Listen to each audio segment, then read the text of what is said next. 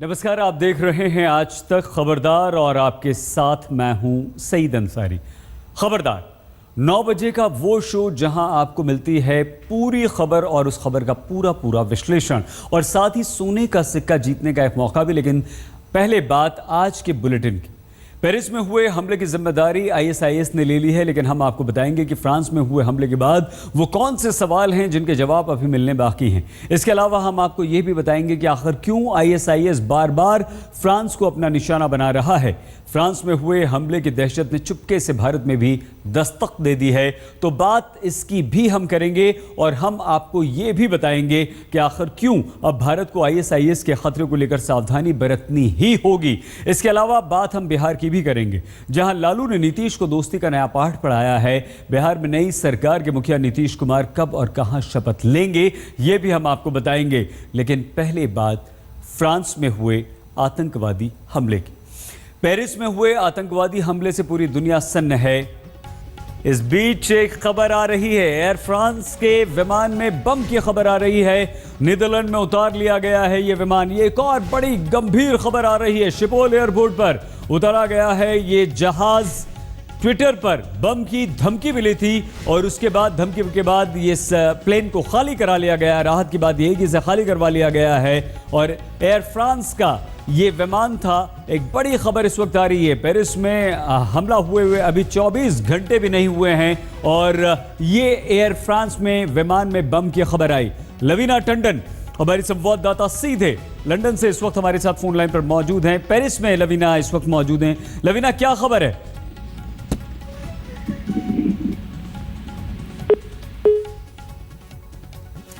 हमारा संपर्क हमारी संवाददाता लवीना टंडन से, जो कि पेरिस में मौजूद हैं, इस वक्त टूट चुका है। हम आगे उनसे बातचीत करने की कोशिश करेंगे, लेकिन बड़ी खबर इस वक्त आ रही है, फ्रांस में जबरदस्त आतंकवादी हमला हुआ। उसके 24 घंटे भी नहीं हुए हैं कि ट्विटर पर एक धमकी मिली और धमकी के बाद प्लेन को खाली कराया गया है।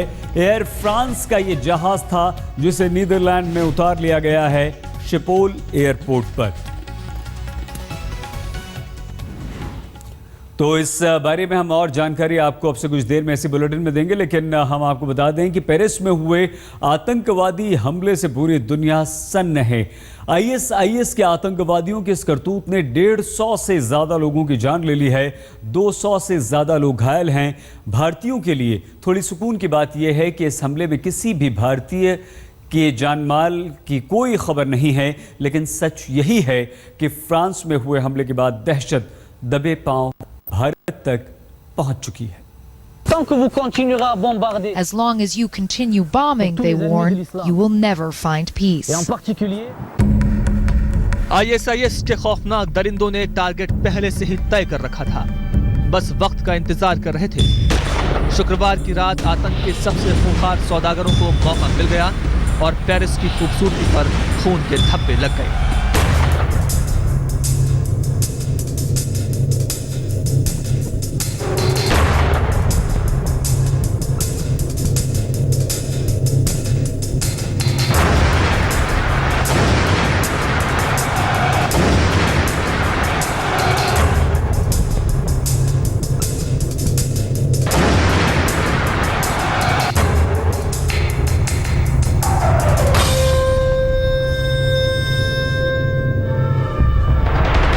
खौफ और दहशत का वो नंगा नाच, आतंक का वो तांडव, दरिंदगी का वो खूनी खेल।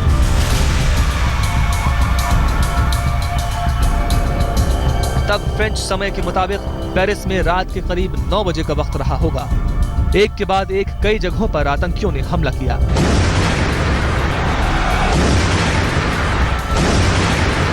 सबसे पहले रूई बीचा के ली क्लैरियन बार कैफे में फायरिंग की खबर आई।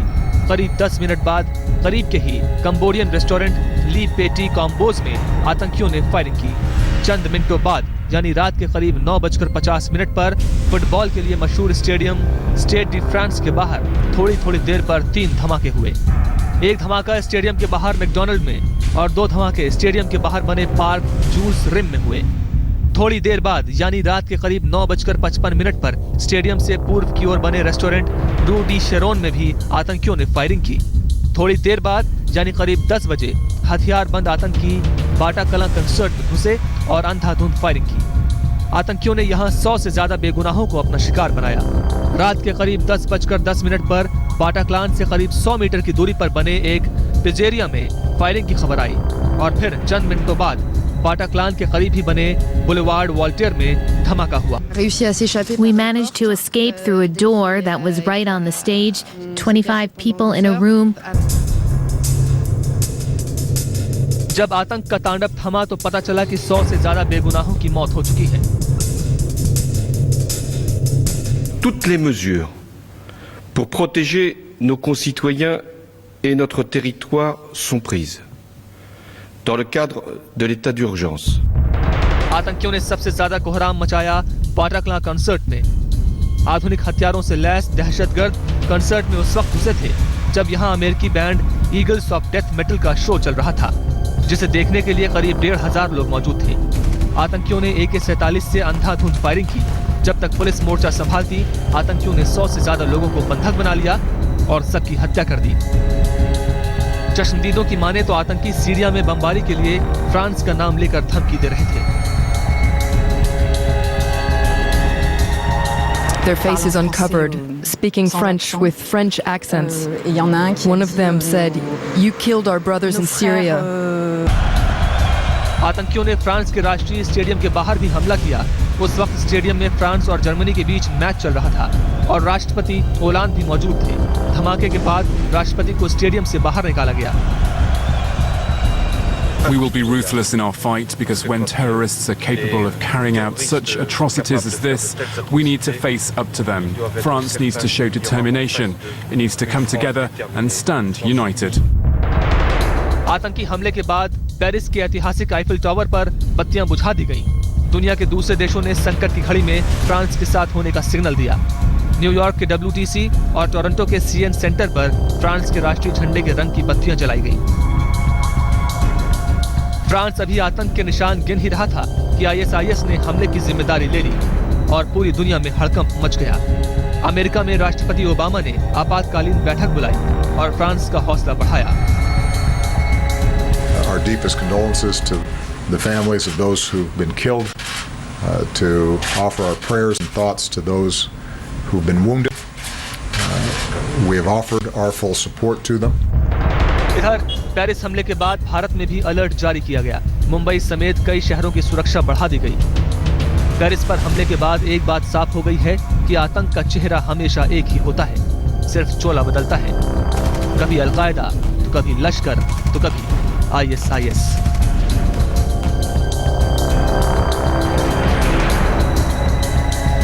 पेरिस से लवीना टंडन के साथ आज तक ब्यूरो।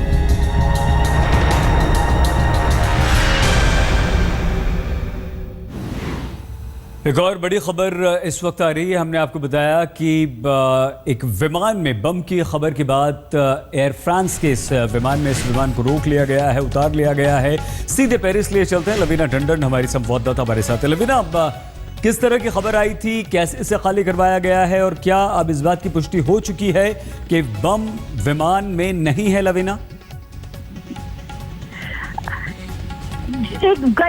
ऐसा कहा जाए कि धमकियां मिली थी और उसके बाद पुलिस ने शिपोल एयरपोर्ट एम्स्टर्डम में ये प्लेन खाली करवाया। अभी तफ्तीश चल रही है। अभी पुख्ता खबर मिलनी है कि इसमें बम था कि नहीं और थ्रेट में जो धमकी में कोई दम भी था कि नहीं। लेकिन अभी मैं यहाँ स्टेडियम के बाहर खड़ी हूँ जहाँ फ्रेंच और जर्मनी का मैच हुआ था, जहाँ पे ये सारा अटैक हुआ। कई लोगों को, जर्नलिस्ट से भी हमने बात करी और जहाँ के जो फ्रेंच लोग हैं उनका कहना है कि उनको काफी दहशत तो है, कहीं डर तो है, दहशत तो नहीं कहूंगी लेकिन डर है, लेकिन जीना नहीं बंद करेंगे। और साथ में ये भी कि कहीं ना कहीं ये डर लोगों के दिल में अभी भी है कि और भी कुछ होने वाला है, आज या कल में हो, कल परसों में हो। लेकिन जैसा आपकी अभी ये धमकी आई और इस तरह से कई उनके दिल में ये बना हुआ है कि कहीं ना कहीं कभी भी किसी को भी निशाना बनाया जा सकता है। और ये बात ना सिर्फ फ्रांस के लिए नहीं है या पेरिस के लिए नहीं है, सारे यूरोपीय देश जो कि उनके बॉर्डर जुड़े हुए हैं,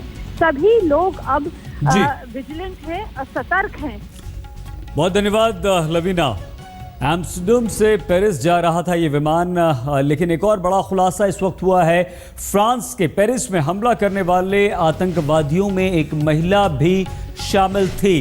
पेरिस हमलों में ये एक और बड़ा खुलासा हुआ है कि इन हमलावरों में एक महिला भी शामिल थी। खबर अब इस तरह की आ रही कि 8 से 10 जो आतंकवादी थे, जिनमें से 8 को मार गिराया गया है, उसमें एक महिला भी शामिल थी। बाटाक्ला हमले में एक महिला भी शामिल थी और जो हमलावर थे आतंकवादियों में, अगर ऐसा है, अगर ये महिला इसमें शामिल थी तो ये एक और बड़ा खुलासा है और ये आतंक के एक नए रूप की तरफ इशारा करता है कि महिला आतंकवादी भी अब इस तरह की हरकतों को अंजाम देने के लिए सामने आने लगी हैं और महिला आत्मघाती आतंकवादी भी हैं। पेरिस में हुए हमले ने 2008 के मुंबई हमले की भी याद ताज़ा कर दी, क्योंकि यह हमला कुछ उसी अंदाज में हुआ जैसे मुंबई में हुआ था। फ्रांस के राष्ट्रपति होलांद ने कहा है कि आतंक की साजिश देश से बाहर रची गई, लेकिन मदद अंदरूनी मिली, यानी कि देश में। लेकिन कई सवालों के जवाब मिलने अभी बाकी हैं।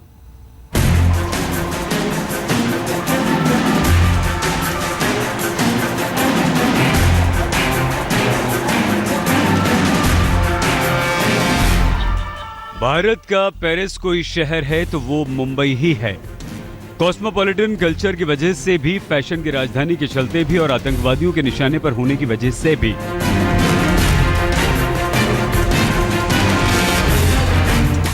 पेरिस में हुए हमले ने एक बार फिर से 2008 में हुए मुंबई हमले की याद ताज़ा कर दी, क्योंकि आतंकवादियों ने निशाना भीड़ भाड़ वाली जगहों को ही बनाया।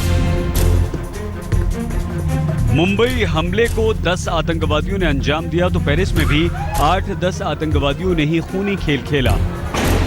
मुंबई में लियोपोल्ड कैफे जैसी उन जगहों को निशाना बनाया गया जहां सुरक्षा बंदोबस्त न के बराबर थे, तो पेरिस में भी रेस्टोरेंट में आतंकवादियों ने खून की होली खेली। हमारे जो डीजी मिस्टर दीक्षित है, उनसे मैंने यहीं से बात की। मैंने उनको कहा है कि पूरे महाराष्ट्र में हम हाई अलर्ट रखें और सारे जो वल्नरेबल स्पॉट्स हैं उनके ऊपर हम लोग निगाह रखें। मुंबई हमले के वक्त तो आतंकवादी कसाब को जिंदा पकड़ लिया गया था, जिसने आतंक के खेल के कई राज फाश कर दिए थे, लेकिन पेरिस हमले के बाद अभी भी कई सवालों का जवाब आना बाकी है। मसलन, क्या हमलावर फ्रांस के ही नागरिक थे? इन हमलावरों ने हथियार कैसे और कहां से जुटाए और संगठित कैसे हुए? पेरिस में किन लोगों ने इन आतंकवादियों की मदद की और मजबूत खुफिया एजेंसियां भी इनकी रणनीति पता क्यों नहीं कर सकी? और क्या पेरिस के बाद फ्रांस के दूसरे शहर भी आतंकवादियों के निशाने पर हैं? आईएसआईएस ने पेरिस हमले की जिम्मेदारी ली है। शार्ली एब्दो मैगजीन के दफ्तर पर हुए हमले को भी आईएस ने ही अंजाम दिया था, यानी आतंकवादियों के सॉफ्ट टारगेट पर होते हुए भी मुंबई और पेरिस में एक अंतर यही है कि भारत में लश्कर या दूसरे आतंकवादी संगठन सक्रिय हैं, तो फ्रांस में आईएसआईएस। दरअसल आईएस ने यूरोपीय देशों में फ्रांस को ही अपना पहला निशाना बनाया है और इसकी कई सारी वजह हैं। फ्रांस सीरिया और इराक में अमेरिकी फौज का साथ देता रहा है, इसलिए आईएसआईएस उसे निशाना बना रहा है। फ्रांस सीरिया, इराक ही नहीं, माली और लीबिया में भी अमेरिकी सेना का साथ दे चुका है। फ्रांस ने विदेशों में जिहादियों से लड़ाई के लिए 10,000 अपने सैनिक भेजे हैं, तो आईएस ने फ्रांस से दुश्मनी पाल ली है। यूरोप में फ्रांस में ही सबसे ज्यादा मुसलमान रहते हैं। आईएसआईएस यहां अपना स्लीपर सेल आसानी से एक्टिव कर लेता है। यूरोपीय सीमाई देशों से इन्हें आसानी से बंदूक, विस्फोटक और हथियारों की सप्लाई हो जाती है। इस्लामी जिहाद के खिलाफ फ्रांस हमेशा अमेरिका के साथ रहा है। पिछले हफ्ते ही फ्रांस के राष्ट्रपति ने ऐलान किया था कि इस्लामिक स्टेट के खिलाफ लड़ाई के लिए वो इराक के गल्फ इलाकों में एयरक्राफ्ट कैरियर भेजेंगे और तभी से कथित तौर पर आईएसआईएस फ्रांस पर ज्यादा खार खा गया था। फ्रांस में बेरोजगारी लगातार बढ़ रही है और आतंकवादी संगठनों को युवाओं की भर्ती करने में आसानी हो रही है। यही सच है कि 1830 में अल्जीरिया को जीतने के बाद से ही मुस्लिम दुनिया से फ्रांस का ज्यादा नाता रहा है, लेकिन अब फ्रांस के अंदर मुस्लिम समुदाय को लेकर आवाज उठने लगी है। पेरिस में हुए हमले के बाद यह आवाज और भी बुलंद हो सकती है, क्योंकि फ्रांस पहले से ही इस बात से चिंतित है कि 1000 से ज्यादा फ्रांसीसी लड़ाके आईएस या दूसरे आतंकवादी संगठनों की तरफ से लड़ रहे हैं। आज तक ब्यूरो। आतंकवादी संगठन आईएसआईएस ने पेरिस हमले की जिम्मेदारी लेते हुए ये ऐलान कर दिया है कि फ्रांस को ऐसे और भी हमले भुगतने होंगे। आईएसआईएस ने हमले को लेकर एक बयान जारी किया। इसमें कहा गया कि 8 भाइयों ने इस हमले को अंजाम दिया है। आईएस ने कहा कि रॉक कॉन्सर्ट और फुटबॉल मैच विकृति हैं, इसलिए कॉन्सर्ट हॉल और फुटबॉल स्टेडियम जैसी जगहों को जानबूझकर चुना गया। आईएस ने फ्रांस पर आरोप लगाया है कि उसने सेना के जरिए सीरिया और इराक में अपने कानून के जरिए देश के मुसलमानों के खिलाफ युद्ध छेड़ रखा है, जिसकी उसे सजा मिली है और आने वाले दिनों में फ्रांस को ऐसे और हमले झेलने पड़ेंगे। फ्रांस के पेरिस में हुए हमले में भले ही कोई भारतीय हताहत नहीं हुआ हो, लेकिन भारतीय प्रधानमंत्री नरेंद्र मोदी ने इस हमले को मानवता पर एक बड़ा हमला करार दिया है। आखिर भारत आतंकवाद से सबसे ज्यादा पीड़ित देशों में से है और ये जानता है कि आतंक का जख्म कैसे पूरे देश की आत्मा को छलनी करता है। कल जो पेरिस में हुआ, मानवता पर हमला हुआ और दुनिया ने मानना पड़ेगा कि हमला पेरिस पर नहीं है, ये हमला फ्रांस के नागरिकों पर नहीं है, ये हमला फ्रांस पर नहीं है, ये हमला मानवता पर है, मानवतावादी विचारों पर है। दुनिया भर में आईएसआईएस आतंक का दूसरा नाम बन गया है। हर दूसरे बड़े आतंकवादी हमले के पीछे आईएस का नाम सामने आ रहा है। लेकिन चिंता की बात यह है कि हाल के दिनों में भारत से भी आईएसआईएस के तार जुड़ने शुरू हो चुके हैं। सरकार भले ही आईएस को अभी कोई बड़ा खतरा नहीं मानती, लेकिन आईएस की तरफ युवाओं का आकर्षित होना चिंतित तो करता ही है। 18 मार्च 2015 ट्यूनीशिया की राजधानी ट्यूनीश में हमला। 20 मार्च 2015 यमन की राजधानी साना में धमाका। 25 मार्च 2015 लीबिया के बेनगाजी में आत्मघाती हमला। 18 अप्रैल 2015 अफगानिस्तान के जलालाबाद में विस्फोट। 1 जुलाई 2015 मिस्र के सिनाई में हमला। आईएसआईएस का आतंक बढ़ रहा है और बढ़ता जा रहा है इसका खूनी नेटवर्क, और भारत भी दुनिया के सबसे खूंखार आतंकी संगठन के रडार से दूर नहीं। जम्मू कश्मीर घाटी में करीब करीब 1 हफ्ते आईएसआईएस के झंडे लहराए जाते हैं।